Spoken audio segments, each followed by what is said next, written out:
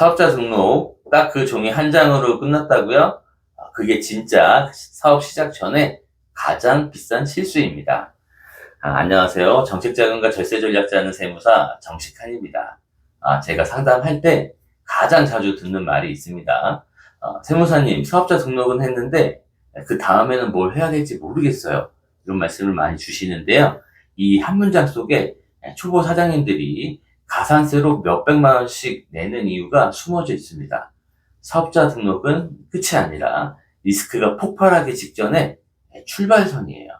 사업자 등록을 하시고 아무 세팅도 안 하면 통장 하나, 신용카드 하나 때문에 세금이 나중에 3배로 불어나는 경우도 있습니다. 그런데 반대로 지금 이 시점에 딱 10분만 세팅을 해 두시면 세금 부담은 반으로 줄이고 가산세는 거의 피할 수 있습니다. 오늘 영상에서는 제가 실제 상담에서 대표님께 알려드리는 사업자 등록 후 반드시 해야 할 세무 필수 세팅 7단계를 시간 순서대로 정리해 드릴게요. 이 7단계만 정확히 따라가시면 세금이 무서운 일이 아니라 세금을 통제하는 사람이 되실 겁니다. 그럼 첫 단계부터 함께 살펴보시죠. 첫 번째 단계는 바로 사업용 계좌 개설입니다. 많은 분들이 이렇게 물어보시죠. 기존에 쓰던 개인 통장 하나 쓰면 되지 않나요? 저는 상담할 때 항상 이렇게 말씀을 드립니다. 사업용 계좌 관리가 곧 세금 관리의 시작입니다. 그런데 사업을 시작한 대표님들은 이 부분을 가장 많이 놓치세요. 그래서 사업용 계좌와 개인용 계좌 구분해서 사용하시는 그런 습관을 처음부터 꼭 들이셔야 하는데요. 개인용 통장을 그대로 쓰면 지금 당장은 편합니다. 그래서 하지만 그 안에 식비, 생활비, 매입비용 이런 게 모두 섞여버리죠. 그러면 나중에 비용 증빙이 불명확해지고 자금 흐름도 흐트러지는데요. 반대로 사업용 계좌를 분리해서 사용을 하시면 매입 매출이 깔끔하게 기록이 되고 세무 신고도 훨씬 간편해집니다. 사업용 계좌를 개설하시려면 미리 주변 은행에 가서 상담을 한번 받아보세요. 어떤 서류가 필요한지 한번 직접 확인해 보시면 좋습니다. 은행마다 필요 서류들이 조금씩 다른데요. 요즘에는 신규 계좌 개설이 까다로워서 처음에는 이체 한도가 걸리는 경우가 많이 있습니다.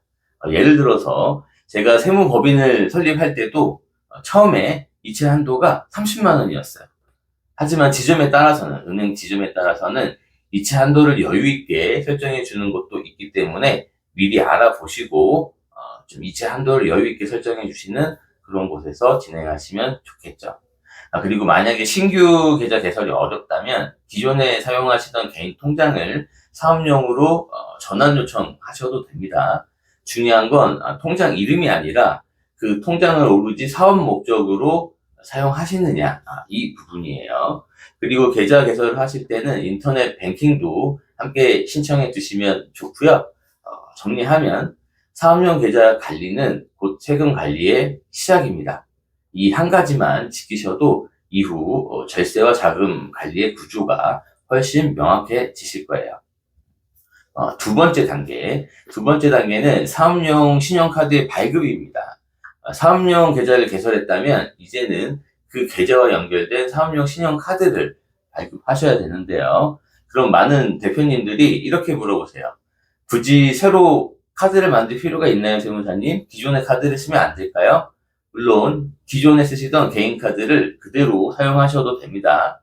하지만 그 카드를 개인 지출과 함께 사용하시기 시작하시면 비용 구분이 흐려지고 나중에 정리할 때 굉장히 번거로워집니다. 개인 카드는 생활비, 가족비용, 그리고 개인 구매비용 이런 것들이 다 섞여 있죠. 반면 사업용 카드로만 사업 관련 지출을 하시면 추후 비용 증빙이 훨씬 명확해지고 세무 관리가 쉬워집니다. 물론 현실적으로는 일부 개인 비용이 사업 경비로 들어가기도 합니다. 이런 이야기를 드리는 게 좀 조심스럽긴 하지만 실제 나의 상태가 어떤지 알고 그리고 조정 상태가 어떤지를 알면 그 갭을 우리는 리스크라고 하는데요. 그래야 그 리스크 관리를 하실 수가 있습니다. 근데 대부분 실제가 어떤지를 모르세요. 다 섞여 있다 보니까 알 수가 없는 거죠.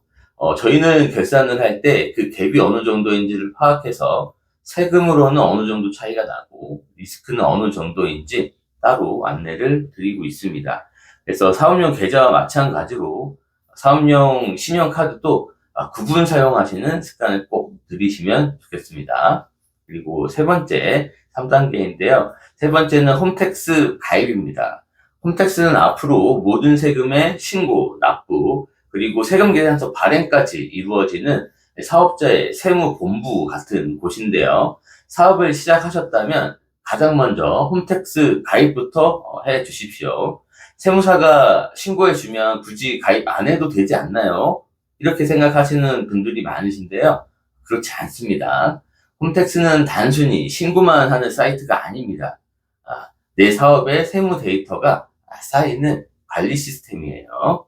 저희 같은 세무사를 이용하시더라도 홈택스에 가입이 되어 계셔야 저희가 수임 동의를 받을 수 있고 대표님의 세무 데이터를 정확히 확인할 수 있습니다. 가입 절차는 먼저 홈택스를 검색하셔서 홈페이지에 접속을 하시고요. 그리고 우측 상단을 보시면 로그인 버튼이 있는데 그걸 누르시고 그 다음 회원 가입 버튼을 클릭하시면 됩니다. 그럼 회원 유형을 선택해 주세요. 안내가 나오는데 이때 회원 유형을 반드시 개인으로 선택해 주십시오. 개인은 주민등록번호 기준으로 가입하시는 걸 의미합니다. 사업용 세무대리인 유형을 선택하시면 안 됩니다. 가입 후에는 공동 금융인증서를 등록하시고 로그인까지 마치시면 됩니다. 이렇게까지 하시면 추후에 종합소득세 신고 안내문을 정상적으로 조회하실 수 있는데요. 아까 사업자 유형을 사업자로 선택하시게 되면 종합소득세 신고 안내문 조회가 안 될 거예요. 그래서 꼭 개인으로 선택을 해 주시고요. 그래서 사업 초기에는 직접 세무 신고를 하시는 경우도 많이 있고 또 대표님께서 세무사를 이용하시더라도 직접 홈택스에 들어가셔서 세금 현황과 납부 내역을 확인하실 수 있어야 됩니다. 홈택스는 대표님의 세무 상황을 한눈에 볼 수 있는 창고입니다. 지금 가입만 해 두셔도 앞으로 세금 신고와 납부가 훨씬 간편해지실 거예요. 그리고 네 번째 단계는 사업용 계좌의 등록인데요. 첫 번째 단계에서 저희가 사업용 계좌를 개설했죠. 이제는 그 계좌를 홈택스에 등록하실 차례입니다. 이미 계좌를 만들었는데 또 등록을 해야 되나요? 이렇게 물어보시는 분들도 많이 있는데요. 그런데요, 사업용 계좌를 개설하시는 것과 홈택스에 등록하는 건 전혀 다른 일이죠. 사업 초기에는 이게 의무가 아니지만 추후에 매출이 늘어나고 복식부기 의무자가 되시면 이게 의무가 되고요. 그리고 반드시 사업용 계좌를 신고하셔야 되는데요. 이때 등록을 깜빡 놓치시면 전체 매출의 0.2%가 미등록 가산세로 부과될 수 있고 그리고 창업기업에 대한 세액 감면과 중소기업 특별세 감면을 받을 수가 없게 됩니다. 조세 혜택을 놓치게 되는 거예요. 실제 이 부분에서 손해를 보신 대표님들이 많이 있습니다. 그래서 저희는 처음부터 이 단계를 선택이 아닌 필수로 안내를 드리고 있는데요. 등록만 미리 해 두셔도 나중에 매출이 커졌을 때 내가 왜 그때 등록 안 했을까 하는 일을 확실히 막을 수가 있습니다. 포인트는 가산세를 피하려는 게 아니라 세금 구조를 처음부터 깔끔하게 세팅하는 겁니다. 등록 방법은 홈택스에 로그인 하신 후에 검색창에 사업용 계좌라고 입력을 해 주십시오. 그러면은 메뉴에 사업용 계좌 개설 및 해지라고 나오는데요. 거기에서 사업용 계좌 번호를 등록해 주시면 됩니다. 아주 간단한 절차지만 이 한 번의 등록으로 앞으로 여러분들의 세무 리스크를 크게 줄일 수가 있습니다. 그래서 오늘 영상을 보신 김에 바로 홈택스에 접속을 해 주시고요. 그리고 사업용 계좌 등록 꼭 해주셨으면 좋겠습니다. 이 몇 분의 수고가 나중에 수십만 원, 많게는 수백만 원의 세금을 지켜 드릴 겁니다. 그리고 다섯 번째는 사업용 신용카드의 등록인데요. 앞에서 사업용 계좌를 등록하셨죠. 이제는 그 계좌와 연결된 사업용 신용카드를 홈택스에 등록하셔야 됩니다. 이건 바로 제세를 위한 핵심 단계인데요. 사실 이 부분은 초보 사장님들이 많이 헷갈려 하십니다. 여기까지 오면 계좌 등록도 했는데 카드까지 등록을 해야 하나요? 이렇게 물어보실 수도 있어요. 그렇지만 절세는 계획적으로 구조를 세팅하는 것이지 나중에 뒤늦게 영수증을 챙기는 게 아닙니다. 그래서 저희는 사업용 신용카드를 따로 등록하라고 안내드리고 있습니다. 등록해 두시면 홈택스에서 사업 관련 카드 사용 내역이 자동으로 불러와지기 때문에 세무사가 기장을 하거나 대표님이 직접 확인을 하실 때 훨씬 편해집니다. 포인트는 이거죠. 등록 자체가 절세의 시작이라는 거예요. 등록하지 않으면 카드 사용 내역이 자동으로 반영되지 않아서 비용 처리에 누락이 생길 수도 있고 나중에 부가세나 종부세 신고를 할 때 추가 납부가 생길 수도 있습니다. 등록 방법은 간단합니다. 홈택스에 로그인 하신 이후에 검색창에 사업용 신용카드라고 입력을 하시면 사업용 신용카드 등록 및 조회 메뉴가 나옵니다. 거기에 사업용 신용카드 번호를 등록해 주시면 됩니다. 기존 개인 카드도 대표님 명의라면 등록이 가능하고요. 이렇게만 해두시면 홈택스에서 카드 지출 내역이 자동으로 수집되기 때문에 세무사가 따로 증빙을 요청하지 않아도 되고 그리고 매달 이제 내역이 정리됐다 하는 안정감과 함께 시간 절약도 함께 되실 거예요. 여기서 제가 중요한 거 하나 말씀을 드릴 건데요. 단 해외 사용분은 홈택스에 반영이 되지 않습니다. 꼭 기억해 주십시오. 해외 사용분은 홈택스에 반영이 안 됩니다. 오피스 365, 챗 GPT 이런 것들 많이 쓰시죠? 모두 해외 결제입니다. 이런 해외 결제 내역은 따로 대표님이 챙겨서 세무사한테 주셔야 돼요.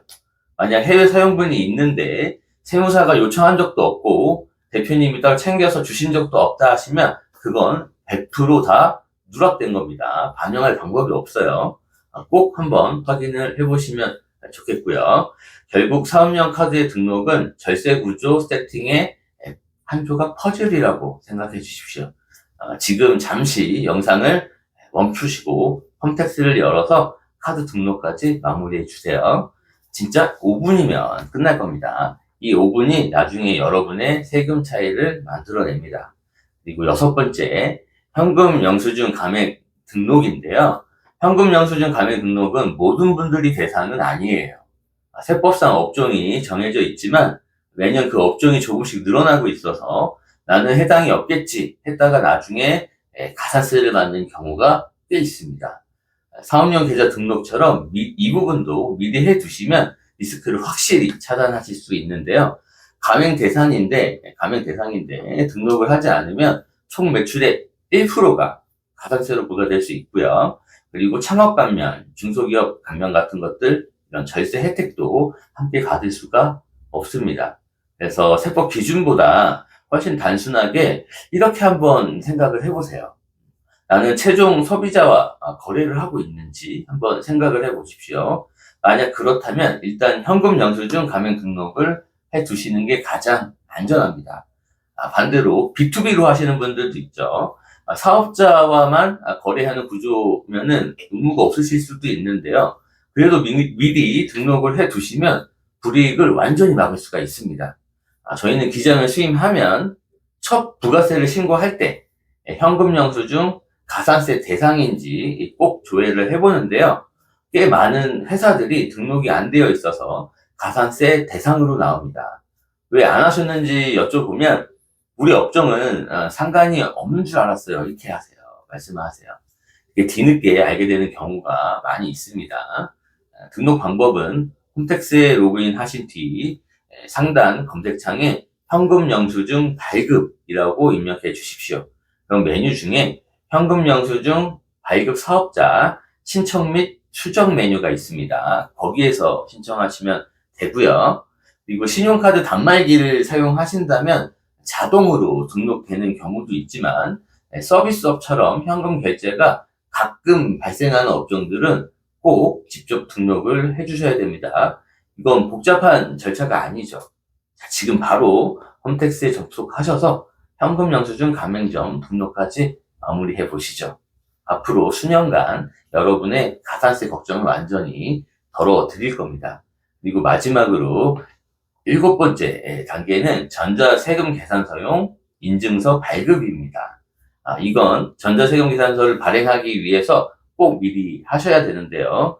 홈택스에서 세금 계산서를 발행하려면 반드시 대표자 명의의 전자세금융 공동인증서가 등록되어 있어야 합니다.